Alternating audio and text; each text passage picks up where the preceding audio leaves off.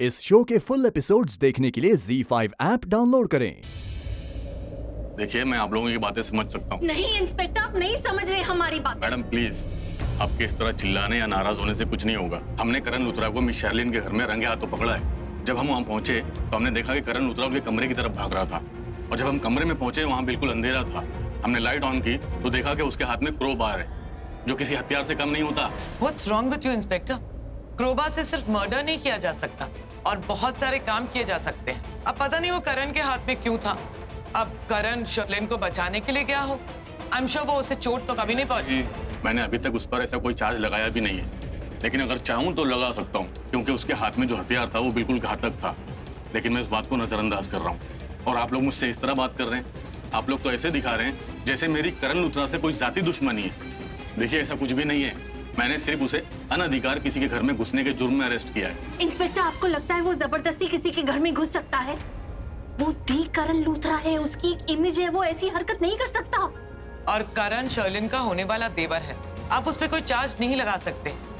इस रिश्ते के नाते आप उसे अरेस्ट नहीं कर सकते। देखिए, इंस्पेक्टर अभी साहब, आप लोग मुझे डिस्टर्ब कर रहे हैं। इंस्पेक्टर साहब, हम आपको डिस्टर्ब नहीं करना चाहते, लेकिन अभी आपने कहा कि आपने जब करण को गिरफ्तार किया तो उसके हाथ में क्रोबार था, लेकिन आपको उसके पास से ये कार्ड भी मिला जो आपकी टेबल पे पड़ा है।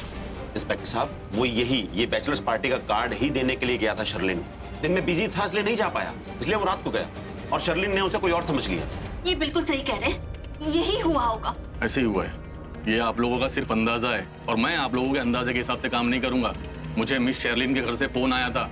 उसने गलती से फोन किया होगा आपको। उसे पता नहीं था ना कि करण उसके घर जाने वाला है। करण ने उसे बताया नहीं होगा। शर्लिन ने किसी और काम के लिए दरवाजा खोला होगा और उसी वक्त करण उसके घर पहुंच गया होगा। अब अंधेरा, आपने कहा ना अंधेरा था। शर्लिन ने करण को देखा नहीं होगा। कदमों के हाथ से वो डर गई और उसने आपको फोन कर दिया। हाँ, अंधेरे में किसी की चलने की आवाज आए तो दिल की धड़कन तो बढ़ी जाती है ना। और इंस्पेक्टर शर्लिन तो घर पे बिल्कुल अकेली थी, वो तो बहुत डर गई होगी। और आप तो जानते ही हैं, शर्लिन थोड़ी कमजोर दिल की है, जरा सी भी आहट सुनती है तो बहुत घबरा जाती है। लेकिन मैं कैसे जानता हूँ ये बात? वो इंस्पेक्टर, हाल ही में आपकी जेल से मोनिशा भाग के हमारे घर में घुस गई थी, तो हो सकता है शर्लिन ने ये सोचा हो कि मोनिशा फिर से पुलिस स्टेशन से भाग के उसके घर में घुस गई हो। अब वही इंस्पेक्टर है ना जिन्होंने मोनिशा को अरेस्ट किया था।